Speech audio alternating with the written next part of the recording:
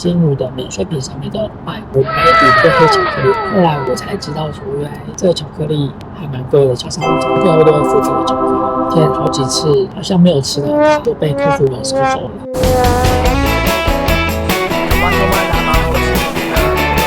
其实我自己搭过，基本上吃不太出来不温泉。待会我们就要去爬271阶梯，现在通马的位置呢是在。Hello， 我是托马，现在收看的是托马南马后场。今天托马的人在桃园机场的第1航厦的第5号柜台。没错，今天我们要搭乘的新宇航空 JX850要前往日本北海道的札幌新千岁机场。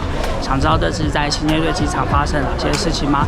在影片开始之前，别忘了先订阅我频道。我们先去挂行李吧 ，Let's go。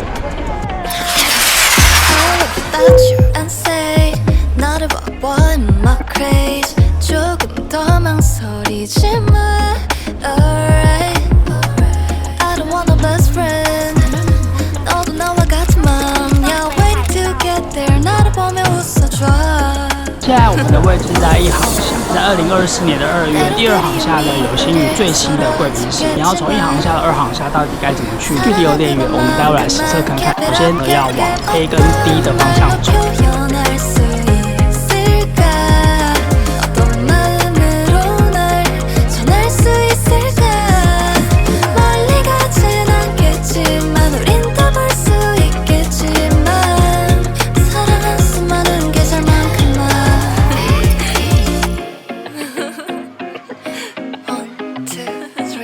2航厦贵宾室是在D6的位置，从1航厦走到2航厦需要10分钟，如果走慢一点可能要15分钟的距离。我们一起来去看看全新的贵宾室吧。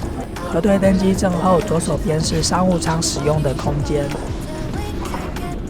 首先看到一整排黄色的置物柜，整体采用大面积的银灰色美耐板，天花板加入 LED 矩形平板灯。运用圆弧造型来塑造在太空舱内的科技感。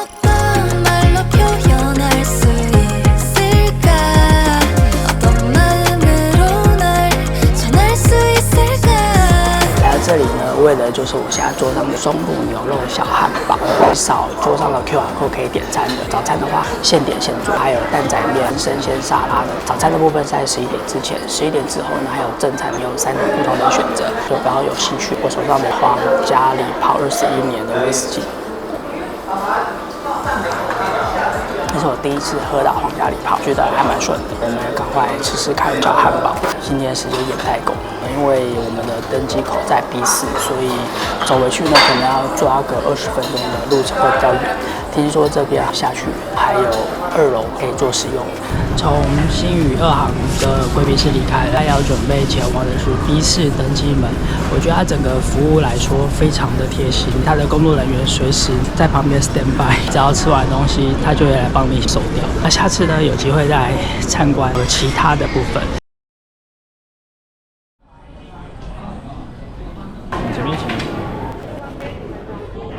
刚刚没有办广播说是延迟30分钟后准备登机，所以就跑去上厕所，结果没想到又提早登机了。这次我们要搭的一样是330的飞机。小心台阶哦，欢迎登机。好，我们前面直走右转，谢谢。晚安，谢谢。新宇航空由 B&W 设计团队 DesignWorks 打造豪华座椅。包覆式的座位空间，可调整的头枕和3点式安全带，银灰色加上香槟金配色相当有质感。每个座位附有阅读灯，轻轻一压的置物空间。打开后可以看到降噪耳机和化妆镜。下方耳机孔复合式插座，也支援 USB-C。桌面上有无线充电盘和有线遥控器，可以操作其他各项功能。侧边电动椅操作面板可调整需要的座椅姿势。面对着 4K 高解析机上娱乐系统。喝完迎宾果汁做定位后，我们准备出发吧。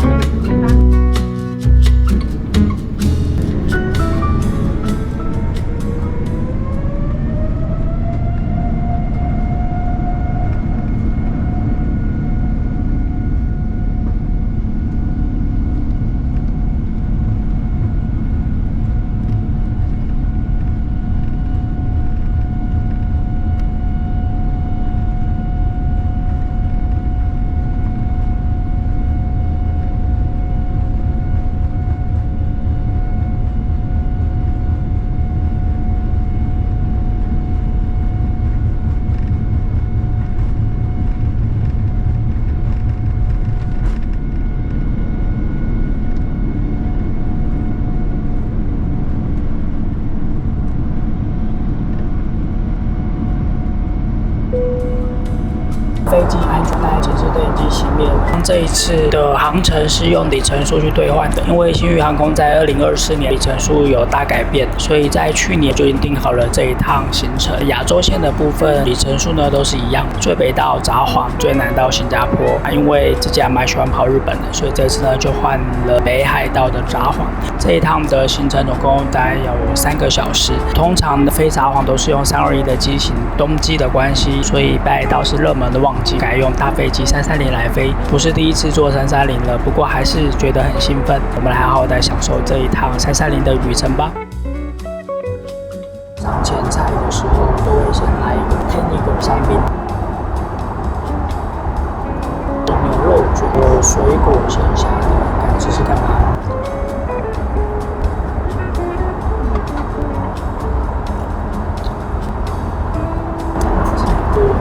鲜虾凤，这冷盘吃起来非常的清爽。价位餐吧，这是在网络上选餐，然后选择的是乌冬牛肉，还有炊饭，3个小菜，1碗味噌汤。因为飞日本线的关系，有星宇限定的黑金清酒。另外我还是有多点了法国红酒。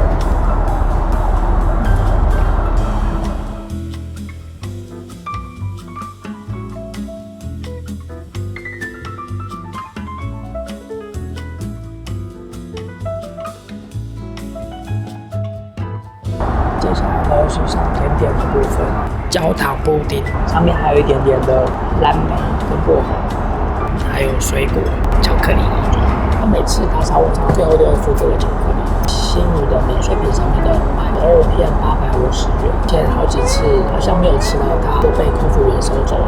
后来我才知道说，原来这个巧克力还蛮贵的，就蛮好吃的。如果你有打扫晚餐的话，这个巧克力也可以来试试看，推荐给大家。我们距离新千岁机场大概还有1个小时的航程。最后一场是星宇航空本照 Whisky， 不顺口的。如果你也喜欢喝 Whisky， 这个本照的 Whisky 呢还蛮值得推荐的。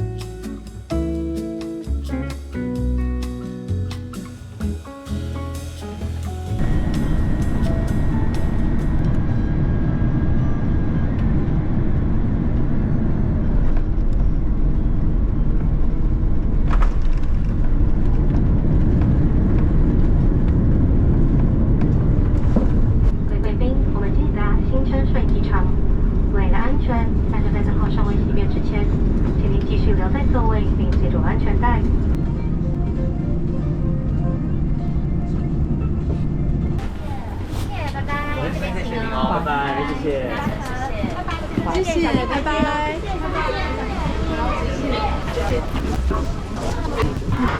我们准备要拿行李了。